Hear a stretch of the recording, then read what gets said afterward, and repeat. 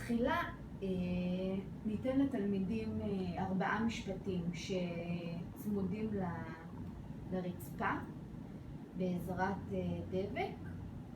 כמובן שכל קבוצה תקבל את אותו סדר של משפטים.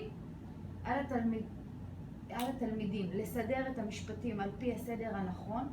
אקריא לתלמידים את המשפטים. לדוגמה, כלב נמצא בחוץ לבד הוא רטוב. התלמידים, הילד לקח את הכלב לביתו, הכלב והילד הפכו לחברים טובים, והילד ראה את הכלב הלבן וניגש מיד.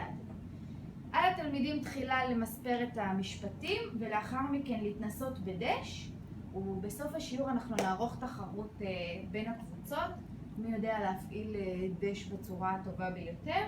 אנחנו נדגים את זה עכשיו בצורה הזאת. המשפט הראשון, הכלב נמצא בחוץ, לבד הוא רטוב.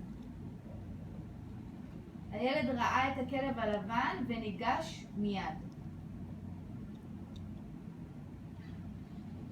הילד לקח את הכלב לביתו, הכלב והילד הפכו לחברים טובים.